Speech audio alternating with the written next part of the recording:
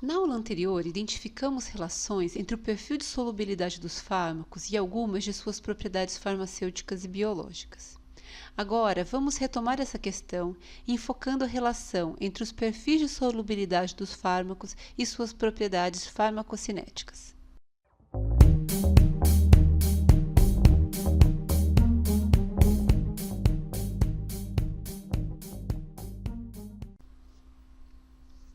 A fase farmacocinética compreende os eventos que envolvem o acesso do fármaco ao local de ação a partir do seu local de administração e também os processos que levam à sua remoção do organismo. Podemos dizer que a fase farmacocinética compreende 4 etapas: absorção, distribuição, metabolismo e excreção. Nessa aula, vamos relacionar as medidas de solubilidade, especificamente log-P e a medida de grau de ionização, pKa no caso, a 3 etapas: absorção, distribuição e excreção. De modo geral, essas etapas são fortemente relacionadas aos perfis de solubilidade dos fármacos. Preliminarmente, vale definir cada uma das etapas da fase farmacocinética. A absorção corresponde ao processo de transferência do fármaco do seu local de administração para a corrente sanguínea. No caso de fármacos administrados por via oral, o processo de absorção envolve a passagem das moléculas do fármaco pela mucosa do trato gastrointestinal até alcançar a rede de vascularização desse tecido, que conduzirá à corrente sanguínea. A etapa de distribuição envolve o processo de transporte do fármaco pelo sangue aos diversos compartimentos e tecidos do organismo, incluindo os sítios de eliminação, e aqueles que podem ser definidos por biofase, o local onde se encontra o alvo molecular de ação do fármaco. De forma geral, as etapas de metabolismo e de excreção compreendem os processos de eliminação do fármaco do organismo. A etapa de metabolismo, que ocorre principalmente no fígado e que trataremos futuramente em próximo tópico, constitui-se dos processos de biotransformação dos fármacos em espécies ativas ou inativas e facilita ou viabiliza o processo de excreção renal de muitos fármacos. A etapa de excreção compreende os processos de transferência do fármaco da circulação sanguínea para o meio externo. A principal via de excreção é a renal. Considerando a importância dos diversos fármacos de uso oral e que a via de administração oral é a mais visada para fármacos de ação sistêmica, vamos identificar algumas características do trato gastrointestinal de modo a compreender como essas características afetam o processo de absorção de fármacos. Os fármacos de uso oral são potencialmente absorvidos em diferentes compartimentos do trato gastrointestinal, mas isso ocorre principalmente no intestino delgado, em razão de sua estrutura. O estômago é um compartimento de meio ácido. O pH de seu conteúdo encontra-se entre 1 e 3. No duodeno, primeiro segmento do intestino delgado, o pH é mais alto, entre 5 e 7. O pH se eleva pela extensão desse órgão, sendo que no íleo, segmento final, o pH encontra-se entre 7 e 8. A extensão da ionização de fármacos ácidos e ou básicos depende do pH do meio em que se encontram. Dessa forma, a variação de pH nos compartimentos do trato gastrointestinal caracteriza o perfil de absorção dos fármacos. Como discutido anteriormente, as espécies neutras são absorvidas mediante difusão passiva, enquanto que espécies iônicas não atravessam membranas lipídicas passivamente. Dessa forma, é possível que no estômago ocorra alguma absorção de fármacos neutros ou de caráter ácido que prevalecem nesse compartimento na sua forma neutra. Porém, é no intestino delgado que ocorre efetivamente os processos de absorção de fármacos. Dentre os fármacos ionizáveis, os de caráter ácido são melhor absorvidos no duodeno, que apresenta um meio relativamente mais ácido, enquanto os fármacos de caráter básico são favoravelmente absorvidos no íleo, que apresenta um meio relativamente mais alcalino. Os fármacos de caráter ácido podem ser parcialmente absorvidos no estômago, mas ainda que esses prevaleçam mais extensivamente em sua forma neutra no estômago que em outro compartimento do trato gastrointestinal, tipicamente esses fármacos não são amplamente absorvidos nesse órgão. A parede do estômago é lisa e recoberta por uma camada de muco, de forma que as espécies neutras disponíveis para absorção estão em contato com uma área superficial relativamente pequena quando se compara à área disponível no intestino. A figura ilustra o processo de absorção por difusão de moléculas do fármaco através da mucosa gástrica. De fato, a absorção de fármacos neutros, ácidos ou básicos ocorre efetivamente no intestino delgado. As vilosidades e microvilosidades do intestino delgado favorecem amplamente a absorção dos nutrientes após a digestão e também a absorção de fármacos, pois ampliam a área de contato da mucosa intestinal com o conteúdo de seu lúmen. Desse modo, os fármacos de caráter ácido são melhor absorvidos no duodeno, onde encontram um meio levemente ácido que favorece a maior prevalência das respectivas formas neutras. Os fármacos de caráter básico, por outro lado, são potencialmente melhor absorvidos em segmentos relativamente mais alcalinos, como o íleo, pois ocorrem em maior extensão na respectiva forma neutra nesses compartimentos. As glicoproteínas P exercem um papel importante na redução das taxas de absorção de determinados fármacos. Glicoproteínas P são extensivamente distribuídas e expressadas no epitélio intestinal e transportam, por mecanismo ativo, fármacos absorvidos de volta para o lumen intestinal. São agentes de transporte ativo, propriamente bombas de efluxo ATP dependentes, que promovem a saída de fármacos do interior da célula. Correspondem a um mecanismo de resistência importante à ação de substâncias potencialmente tóxicas. No entanto, adversamente, afeta a absorção de alguns fármacos, como os esteroides, glicosídeos cardiotônicos e diversos agentes antitumorais. A imagem ilustra o efluxo mediado pelo transporte de uma glicoproteína P de um fármaco que atravessa a membrana lipídica por difusão passiva. Para prever a extensão de ionização de um fármaco em determinado compartimento do trato gastrointestinal, emprega-se a equação de Henderson-Hasselbalch. Essa equação foi obtida a partir da expressão da constante de acidez de um ácido. A constante de acidez para um ácido neutro, genericamente HA, é determinada a partir do equilíbrio de sua protonação pela água, como ilustrado. Dessa forma, a constante de acidez de um ácido resulta do produto da concentração de íons hidrônio e da concentração da base conjugada do ácido sobre a concentração do ácido. Substituindo-se os termos Ka e concentração de um hidrônio por pKa e pH, é possível deduzir a expressão de Henderson-Hasselbalch, que expressa que a relação entre a concentração da forma básica sobre a concentração da forma ácida de um fármaco é igual a 10 elevado a pH do meio menos o pKa do fármaco. Para fármacos ácidos, a forma ácida corresponde à forma neutra e a forma básica à espécie iônica. De maneira contrária, para fármacos de caráter básico, a forma ácida corresponde ao ácido conjugado dessas bases, ou seja, à forma iônica, e a forma básica à forma neutra. A determinação da extensão da ionização de um fármaco pelo uso da equação de Henderson-Hasselbalch pode ser feita da seguinte maneira. Considerando um ácido de caráter ácido de pK 6 em um meio de pH 7 e aplicando-se a equação de Henderson-Hasselbalch, temos que a relação entre a concentração da forma básica sobre a concentração da forma ácida, numa situação de equilíbrio, é igual a 10 elevado a 7 menos 6 e, portanto, igual a 10, que é o mesmo que 10 sobre 1. Dessa forma, entendemos que, para cada 10 espécies na forma básica, nesse caso, forma ionizada, tem-se uma espécie na forma ácida neutra. Podemos concluir, portanto, que é a forma ionizada do fármaco que prevalece no equilíbrio em meio neutro de pH 7.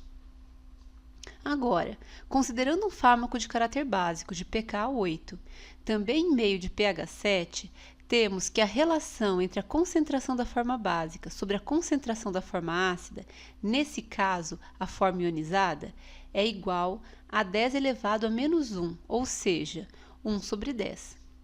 Dessa forma, para cada uma espécie na forma neutra básica, tem-se 10 espécies na forma ácida. Conclui-se, portanto, que a forma ionizada do fármaco prevalece no equilíbrio no meio neutro também nesse caso.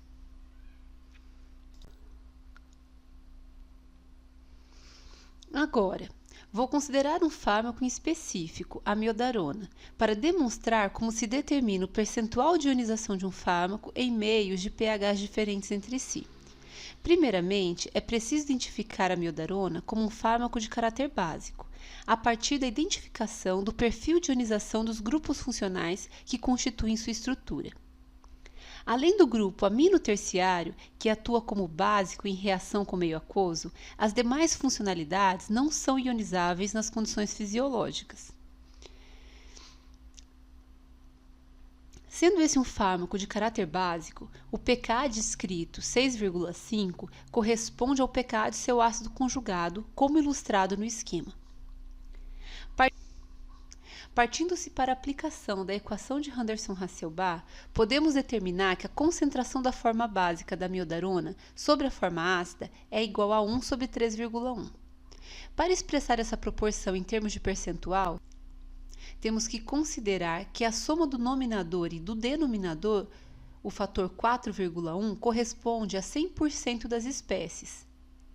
Aplicando-se regra de 3, encontra-se que o percentual de ionização da amiodarona em pH 6 é 75,6%, ou seja, a amiodarona encontra-se ionizada numa extensão de 75,6%.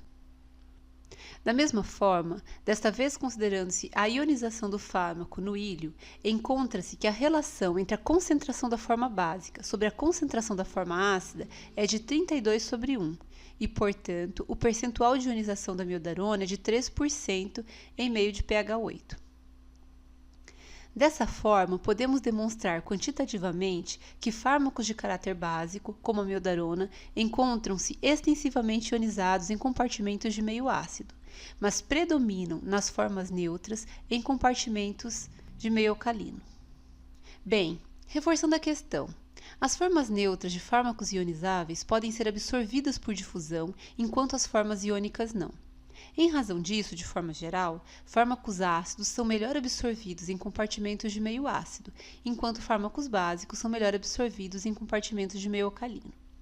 De modo a exemplificar essa relação, vamos considerar o analgésico ácido salicílico, fármaco ácido de pKa 3 e a quinina, antimalárico básico, cujo pKa do ácido conjugado é 8,4.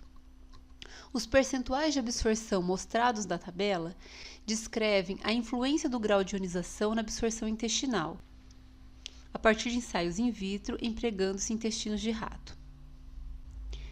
O percentual de ionização do ácido salicílico em pH 4 é próximo a 90% e relativamente maior em meios mais alcalinos.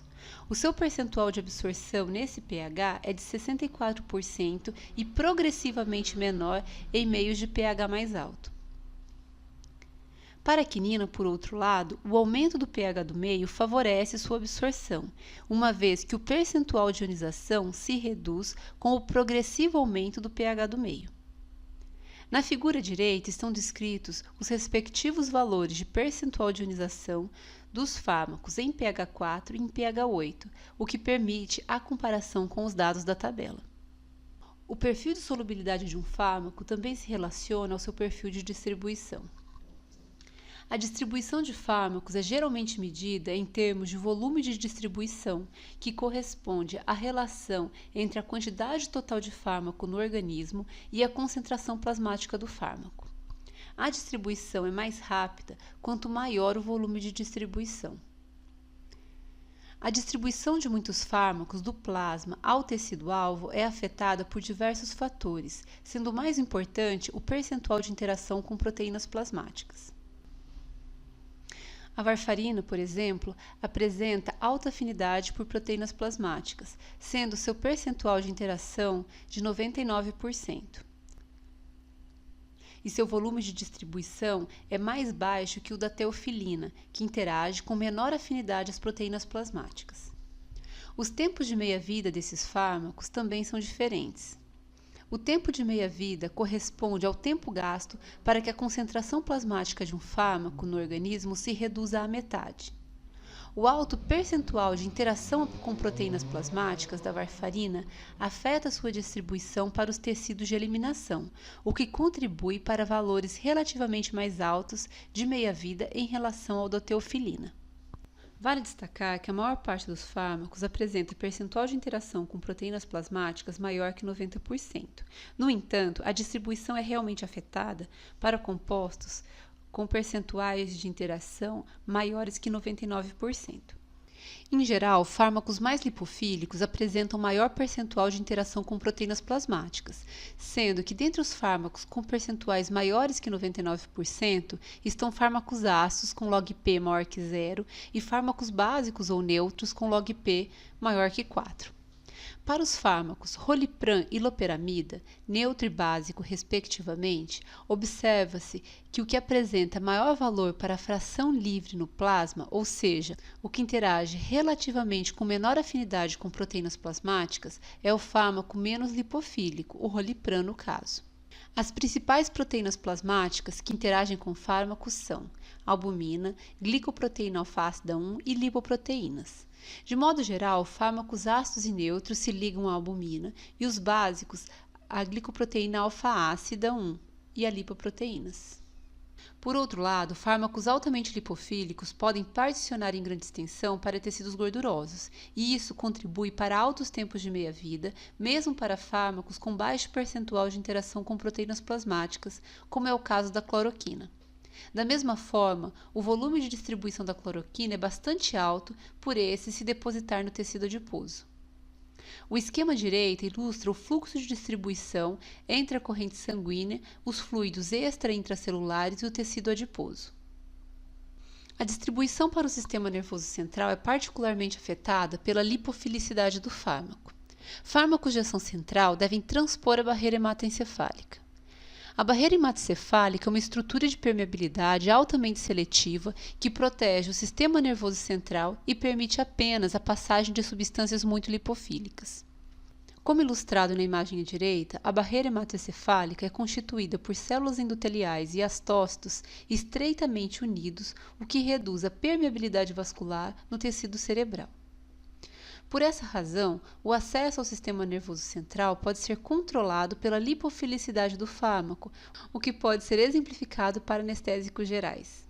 Os anestésicos gerais, que são fármacos de mecanismos de ação inespecífico, ilustram bem essa relação. A eficiência desses fármacos está relacionada à capacidade de alcançar o sistema nervoso central. Dentre éter-etílico, clorofórmio e alotano, quanto maior o log P, maior a atividade anestésica promovida pelo fármaco, em doses comparáveis, pois quanto maior o log P, maior a taxa de permeação através da barreira hematoencefálica e maior a concentração de fármaco que alcança o tecido-alvo. Vale ressaltar que espécies iônicas, ou mesmo fármacos iônicos, como aqueles que contêm o grupo amônio quaternário, não transpõem a barreira hematoencefálica. Isso justifica o emprego de algumas estratégias que foram úteis no desenho de alguns fármacos de ação central. O ipratrópio, por exemplo, foi desenvolvido com base na estrutura da atropina, ambos antagonistas muscarínicos. O uso sistêmico da atropina resulta em broncodilatação, mas também em efeitos centrais indesejáveis, pois em alguma extensão a atropina transpõe a barreira hematoencefálica e atua no sistema nervoso central. A alquilação do grupo amino terciário resultou no ipratrópio, uma substância empregada por via inalatória como broncodilatador no tratamento da asma e desprovido de ação central. A abordagem reversa foi empregada para a identificação de compostos neuroativos. Por exemplo, a rivastigmina, o inibidor de acetilcolinesterase, que atua no sistema nervoso central, útil para o tratamento sintomático do mal de Alzheimer, foi desenhada a partir da neostigmina, o inibidor de acetilcolinesterase de uso sistêmico, mas que não acessa o tecido cerebral por ser iônico. A etapa de excreção, especificamente a excreção renal, é também fortemente afetada pelo perfil de solubilidade dos fármacos. A excreção por via renal, principal via de excreção de fármacos, contribui para a regulação dos tempos de meia-vida e dos tempos de ação de muitos fármacos. É possível generalizar que substâncias mais hidrofílicas são excretadas por via renal mais facilmente que aquelas relativamente mais lipofílicas. Isso porque, quanto maior o caráter lipofílico, mais favorável o processo de reabsorção nos néfrons. A figura direita ilustra um néfron e descreve a sequência de processos que envolve a eliminação de substâncias pela urina, a partir da corrente sanguínea. Com a filtração do plasma nos glomérulos, as substâncias de baixo peso molecular, como os fármacos, passam para o túbulo renal. Nos túbulos renais, as substâncias relativamente mais lipofílicas são facilmente reabsorvidas para a corrente sanguínea, enquanto aquelas tipicamente hidrofílicas são secretadas para a urina mais extensivamente e reabsorvidas em menor grau. Dentre hipoglicemiantes orais, fármacos que são eliminados principalmente por excreção renal, a tolbutamida apresenta tempo de meia-vida de 36 horas e tempo de ação de 24 horas. Esse fármaco apresenta um log-P relativamente maior que a tolazamida, cujo tempo de meia-vida é de apenas 7 horas. A tolbutamida, por ser mais lipofílica, é mais bem reabsorvida nos néfrons, o que mantém sua concentração plasmática por mais tempo, o que justifica seu maior tempo de meia-vida. A tolazamida, mais hidrofílica, por outro lado, é mais rapidamente eliminada pela urina. Por fim, uma consideração sobre a relação entre a taxa de excreção renal e o pH da urina. Observa-se que o consumo de determinados alimentos promove a alcalinização da urina, e isso pode afetar a depuração de alguns fármacos. A depuração de fármacos com alto grau de ionização, em especial a memantina, é afetada pela variação do pH da urina. A memantina é um fármaco de caráter base, cujo pK do ácido conjugado é 10,3. Na tabela estão descritas as taxas de depuração renal da memantina em função do pH da urina.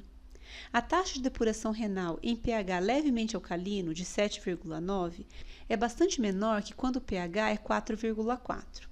Atribui-se a isso o fato de que, em meio de pH mais alto, a memantina prevalece na sua forma neutra, passível de reabsorção renal. Encerro aqui esse tópico e no próximo trataremos de metabolismo de fármacos. Até lá!